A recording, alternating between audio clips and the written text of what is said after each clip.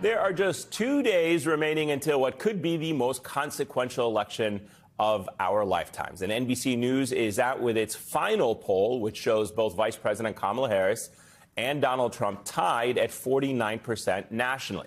But it features Harris leading among voters on the key issues of abortion, bringing the country together, and looking out for the middle class. Notably, voters are also demonstrating more faith in Harris than Trump on the matter of protecting our democracy. And this idea is central to Harris's final pitch to voters in these final days before the election. Here's what she told reporters just today in Michigan. The systems that are in place for this election in 2024 have integrity. They are good systems, and the vote of the people will determine the outcome of this election, and everyone must know that their vote is their power to determine the outcome of the election, and their vote will count. It does matter. Meanwhile, Donald Trump's contempt for democracy was on full display during a rally in Pennsylvania earlier today. Again, here is just a part of his chilling message. They are fighting so hard to steal this damn thing. We had the safest border in the history of our country the day that I left. I shouldn't have left. I mean, honestly, because we did so well. To get me, somebody would have to shoot through the fake news. And I don't mind that so much, because I don't mind. Now, the Trump campaign released a statement after those remarks, which feel more like gaslighting than anything else. Referring to the media, they write, quote, he was actually looking out for their welfare far more than his own.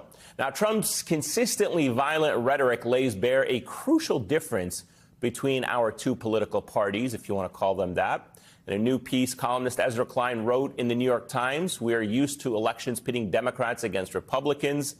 This election pits guardians against counter-revolutionaries.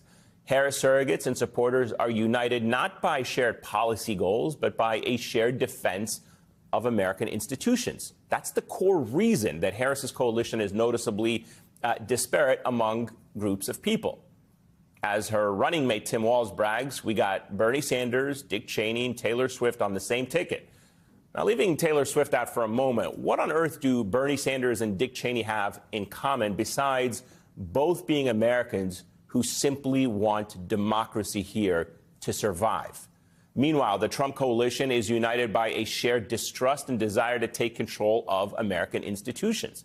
Klein writes, the Trumpist coalition isn't conservative at all. It's counter-revolutionary. It believes a leftist revolution has corrupted American institutions, and a counter-revolution, which may even require violence, is necessary.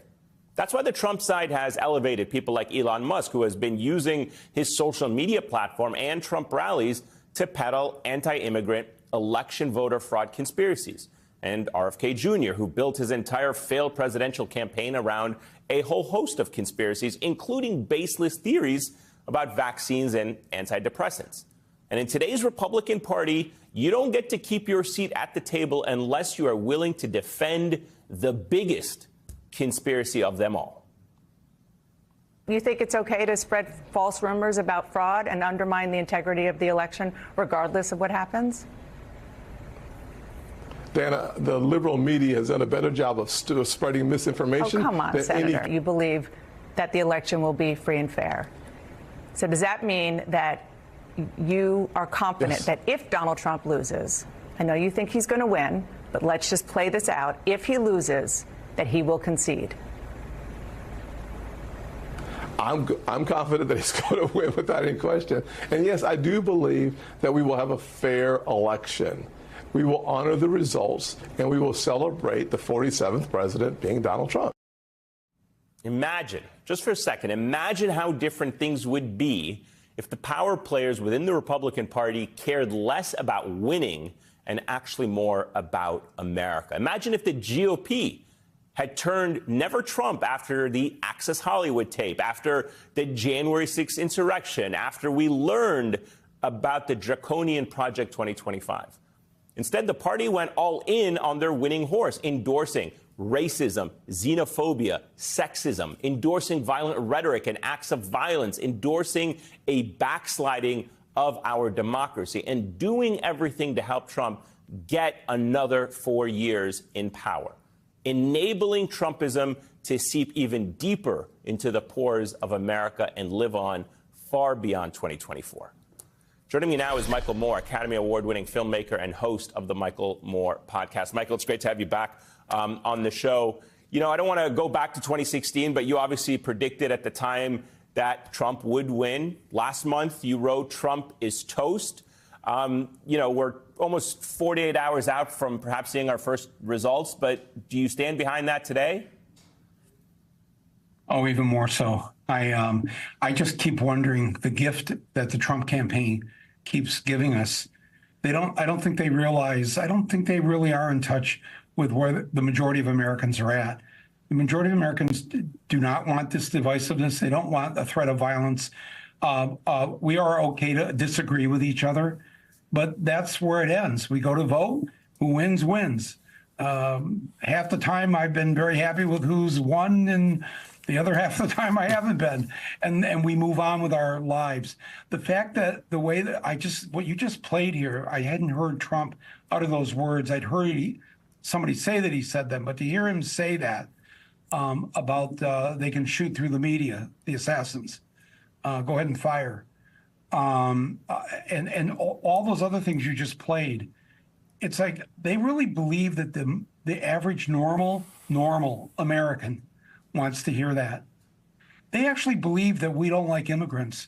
We are immigrants. We are all the children and grandchildren and great-grandchildren of immigrants, unless you are African American or unless you're amongst the first peoples that were here. We are all the product of immigrants, and we love our grandparents and our great-grandparents and the people that got us here to this great country. And to talk about immigrants in this vicious, vile way, where and you think of all the things that we have and we've given the world, and the anger and hatred toward Muslims and Arabs. Steve Jobs. I mean, this never gets discussed. Maybe I'm just a trivia nerd, but he's born of Muslim parents. His parents were Arab, and they put him up for adoption. They had to put him up for adoption, and was adopted by the Jobs family. Yeah. But I wouldn't be talking to you maybe on this device right now in this way without this offspring of a Muslim or an Arab. And I think most Americans, we get down on our knees and thank God that we are the children of immigrants, that we are built this country with immigrants. And the fact that we have somewhere, depending on what numbers you want to believe in, somewhere between 9 million and 11 million jobs right now that we do not have enough people to fill. We have upwards to 11 million unfilled jobs, and as we are told, we have maybe 11 million immigrants who aren't here legally. Geez, doesn't that just, if you have a heart, if you have love in you, if you're proud of this country that was built by immigrants, doesn't somewhere in your head go, geez, we need 11 million jobs filled. We have 11 million people that need citizenship. Why don't we go there? Well, I do, and I think a lot of people are like me, and I think that they are going to be very surprised. I'm talking about the Trump people and the MAGA nation by what's going to happen on Tuesday. Not only do I feel, to answer your question 10 minutes later, that I feel the same way that I felt a few weeks ago that Trump is toast. Absolutely. I feel it more. Now, I know I don't want to say it too loudly because our work isn't done. Right. We all have doors to knock on tomorrow.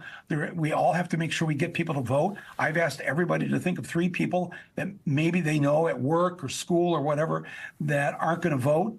To get them to the polls, drive them to the polls, take them to lunch afterwards, have a party after work, after you've taken the office to go vote. We have work to do in these 48 hours. But having said that, I'm very optimistic and hopeful. And frankly, I know people watching this, Mike, how can you say that? Yeah. We have all these crazy people and all the Trumpsters and MAGA nation. And what I say to them is, honestly, I have a lot of personal, deep faith in my fellow Americans. Yeah, and it's that definitely they're going to do the right thing. It's a very important sentiment. I think a lot of people are definitely counting on the goodness of Americans to see this through. Let me just talk about your state, Michigan, for a moment. And I want to talk about the last time you joined us back in July when Biden was still running. You had this to say about his support for the Israeli Prime Minister Benjamin Netanyahu. Take a listen. The fact that he would decide to hug Netanyahu, to go there and tell him, as the tape you just showed in November, just people wanting a ceasefire, that's it. No, he goes, no. This has, I think, really rattled people in my state. All right, so that was back in July. Give me a sense of what you anticipate happening in Michigan on Tuesday. Well, when Biden was running there in the early summer, support for Biden-Harris, which was at 70% 4 years ago, they got 70% of the Michigan Arab Muslim vote, was down to 12% because of Biden endorsing, embracing, and enabling the slaughter of tens of thousands of civilians. I don't know anybody watching this, whether you're Irish, whatever group you're part of, if you were Jewish, if you were, I mean, just pick the group, and your tax dollars were going to kill the cousins, the relatives, the friends, the neighbors of where you came from. What do you think the people of Detroit and Dearborn are going to do with that? Well, the good news is Biden stepped aside, Kamala Harris came in, and that 12% support of Biden-Harris jumped to over 43%. That's good news, but it's still quite a bit behind the 70% they had 4 years ago. So we're estimating in Michigan, possibly we need 40,000 votes of the 40,000 Arab and Muslim Americans they're not going to vote for Trump. I mean, he already had 1/3 of the vote. He'll get 1/3 of it this time, not anymore.